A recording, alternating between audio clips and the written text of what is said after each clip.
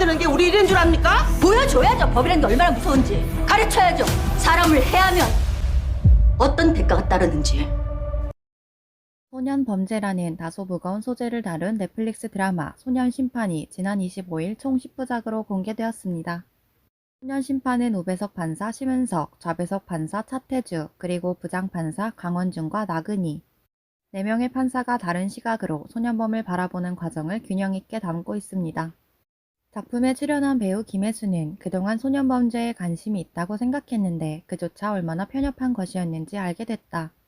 관심이라고 스스로 굳게 믿었던 건 청소년 범죄에 대한 분노 혹은 판결에 대한 감정적 접근일 뿐이었다는 걸 깨달았다 라고 말했습니다. 극중 김혜수는 소년범을 혐오하는 판사 역을 연기합니다. 한편 이 작품을 시청한 일본의 한 네티즌은 김혜수 씨의 경직하고 신념에 가득 찬 판사 역이 정말 인상 깊었다 라는 반응을 보이기도 했습니다. 그럼 지금부터 일본 네티즌 반응을 살펴보겠습니다.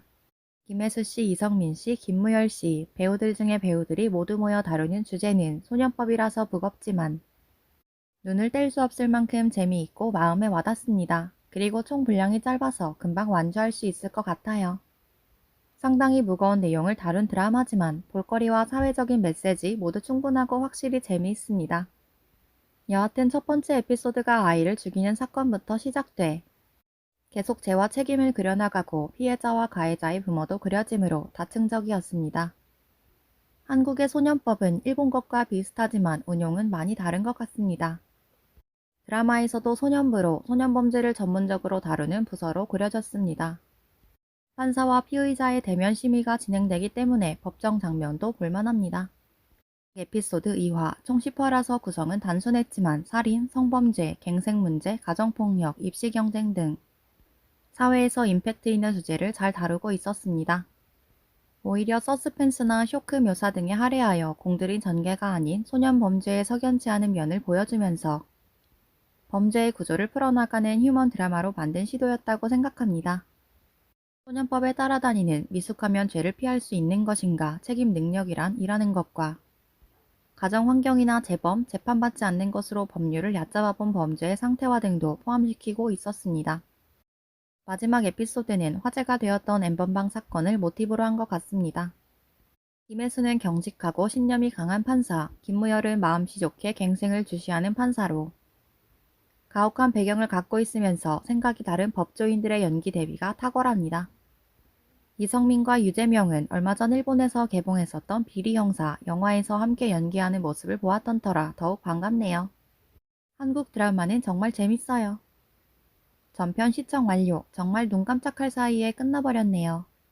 소년법이란 과연 무엇인가? 이 작품은 어디까지나 한국에 관한 이야기지만 나라가 다르고 법률이 달라도 본질은 같군요. 생생하고 무섭지만 스토리 전개가 재밌어서 단번에 봤어요. 다들 연기를 너무 잘해서 나도 모르게 매화마다 울어버렸어요. 주제는 재미있었지만 비행소년의 상징으로 타투를 묘사한 점이 신경 쓰여서 조금 그렇네요. 소년 범죄라는 흔치 않은 주제였지만 마지막까지 매우 질이 높은 드라마였습니다. 총 10화에 몇 개의 사건이 존재하고 모두 무거운 소재지만 이런 일들이 실제로 일어나고 있는 거구나 라고 생각하면 마음이 상당히 아프네요. 사실 일본도 이런 소년 범죄 문제가 많아서 걱정입니다. 역시 한국 넷플릭스 등장인물들이 모두 박력있고 연기에 설득력이 있어요. 거물급 배우를 조금씩 내놓는 점도 눈요기가 돼서 실증나지 않게 만들었습니다. 고등학생 역인 아이들의 말투가 꽤 리얼했어.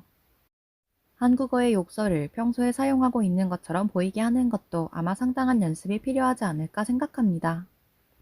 그냥 고함 지르는 느낌도 아니고 묵직한 대사가 많았던 것 같습니다. 무거운 주제라서 해피한 기분은 아니지만 나름 볼만한 가치가 있는 드라마였습니다. 연기력이 좋은 배우들이 많이 나왔어요.